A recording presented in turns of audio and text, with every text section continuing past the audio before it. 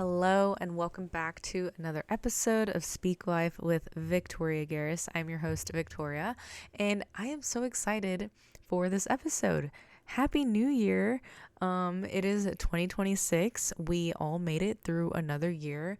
I would say 2025 was, for me and our family, an eventful year. I got married, so that was a long time prayer answered. But other than that, y'all, it has been busy, a lot of resetting, a lot of decluttering, a lot of tough moments with myself where I realized, oh my goodness, I am the one who has the problem here in some ways and other ways. But a lot of, I would say, sanctification, refining, God pruning my heart, and I'm so thankful for it. And I think that it's kind of funny to talk about it that way now that I'm saying it, because the world will tell you the complete opposite. They'll say no, give in to what your heart wants, give in to what really matters to you, which, yes, there are things that matter to me. However, it's coming from a worldview that, I'm talking how the world thinks of this, a worldview that is very self-centered, self-seeking, self-gratifying, glorifying of yourself. And I think that's an episode I want to make down the line, is how much of the media I was consuming, like social media, podcasts, different things that I allowed to infiltrate in my walk with God and my life. And I'll have to touch on that subject because it was something I had to realize for sure.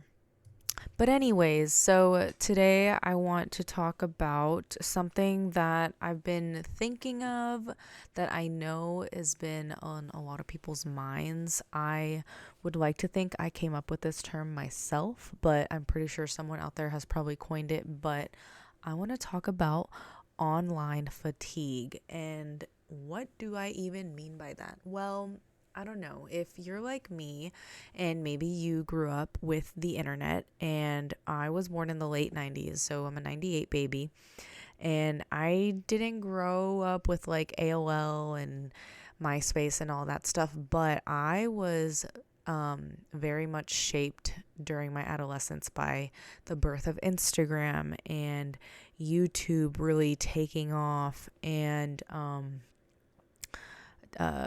different forms of short form content, like short videos. And so I guess you could say I'm a digital native. I don't like using that term, but what was the term I used? Online fatigue. And I think now we are all at a place. I should not say we are all, who am I to speak for everyone? But I think a lot of people would say that they are tired of wasting their time, tired of just seeing an ad pop up on their feed versus pictures of their friends or their family. I think for me, I will say I'm just exhausted of spending so much time not in real life. And don't get me wrong, I like to laugh and watch a silly little video every now and then. I like to go on Pinterest and look at things that inspire me. An app I really have been loving is Substack. I think there's a lot of I don't know, introspective but really cool, genuine writings on there, thoughts, opinions. And I think that if you're anything like me, or maybe you're in the same boat as me, you don't want to be just on your phone all day. And I have this vivid memory of one summer, I think it was my 7th grade year, I can't remember. I was just sitting on my bed, and I had an iPod Touch at the time, and I had an Instagram, and I would just refresh it to see what was coming up. And it makes me sad to say this, and I don't think about it a lot, but actually I'll think about it from time to time in a good way to help me. But it is sad to think that I spent a lot of my time as a teenager just online, looking at what other people were doing and comparing myself. And don't get me wrong, the internet is such a great tool. I have learned so many things. I will tell you, I learned how to curl my hair with a straightening iron. I know how to do that. I learned so many different things, like setting up a website, starting a podcast. I found different jobs online. I just so many different things. Like I learned how to bake sourdough last year online, like through tutorials and whatnot, and just so many different things. So there are tools and there are ways that the internet has helped my life immensely. And on the other hand, there are ways that I would say I have used it that did not help me. And it's like a double-edged sword, because the way that you use social media, the internet, is like, you have to be mindful of what you're doing, what you're feeding your soul, your heart, your eyes. And you also have to be aware that the creators of these apps, technology, software, have designed it to be addicting, to like for you to spend more time on the app, on the platform.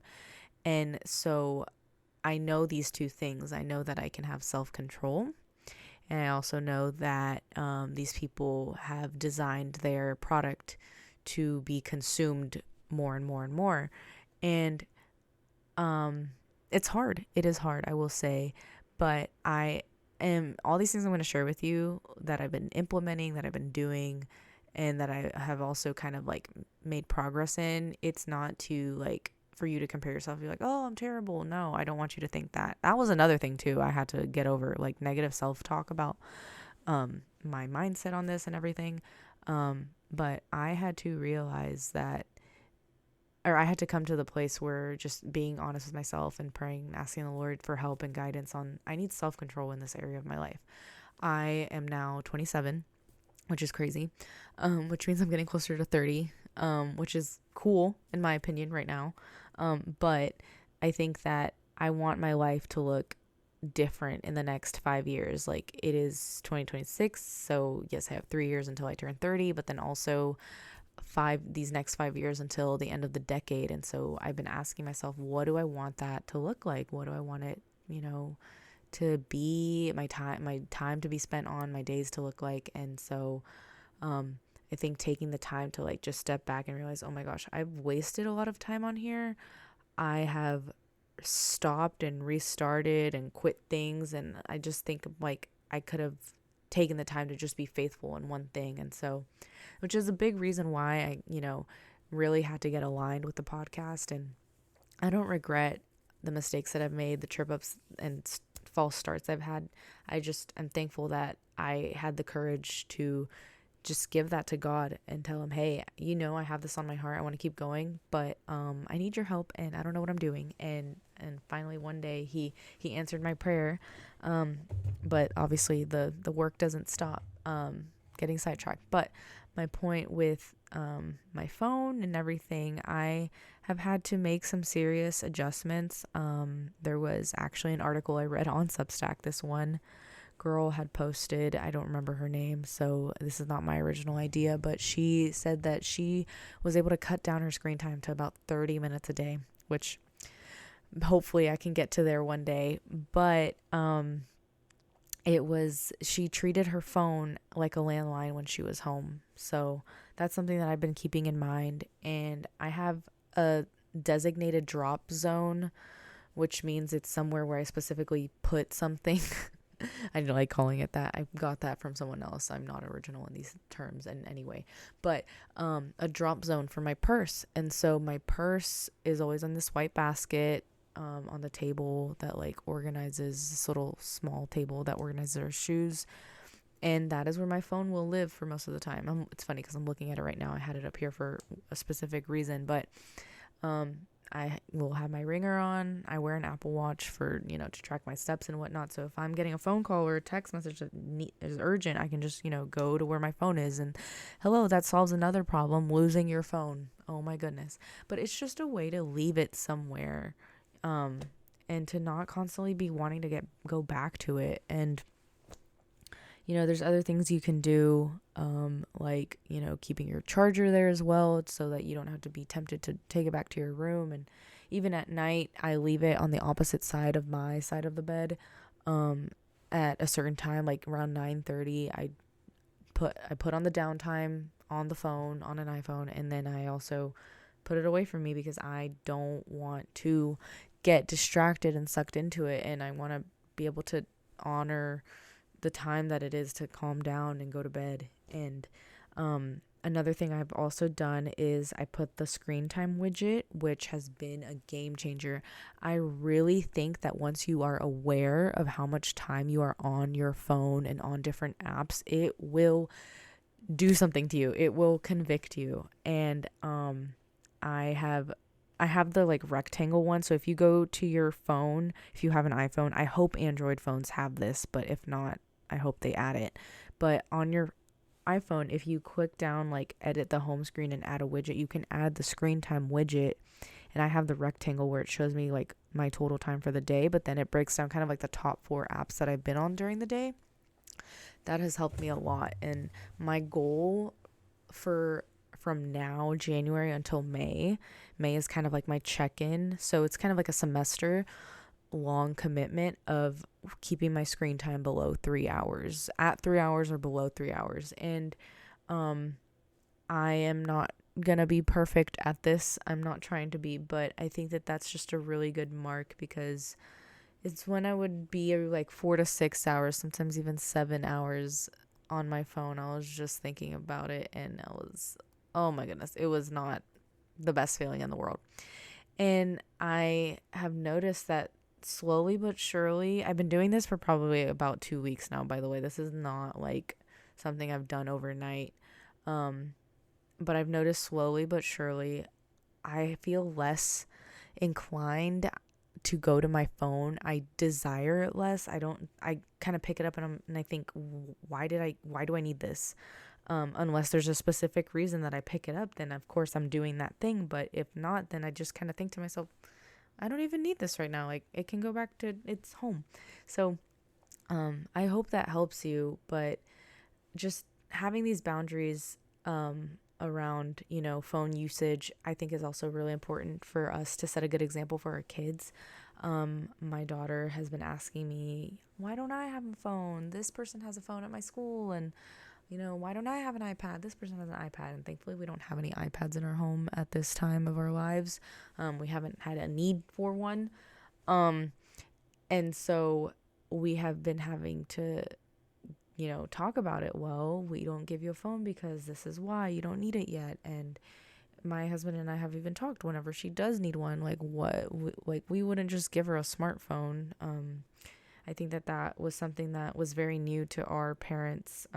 Those of us who are like in our, I guess maybe millennials and kind of late Gen Zers, is that our parents weren't aware of, the negative consequences and negative impacts that having a smartphone could do for their kids. And now that I know, I am going to be very intentional. And I just also want to say, there's just so much life to be lived. There's so many things that I'm sure you've been wanting to learn, to explore, to start. And, after you set some boundaries and put your phone down, make a list, actually write it down. This is the time where I will tell you to get out a piece of paper and pen. And if you don't know where to start, just write down the first thing that comes to your mind. Pray, ask God, like, what do you want me to learn this year? And like, there's things I'm sure that you've been wanting to learn. I know I want to get better at my instrument. I play the flute. I want to learn how to crochet this year, and I want to keep baking. I also want to get I want to like draw something every day, like even if it's a little sketch. I want to get better at that, because these are things that I've been wanting to do. Oh, and I definitely want to teach my daughter Spanish, because I don't want to get scolded at the family events for not teaching her Spanish.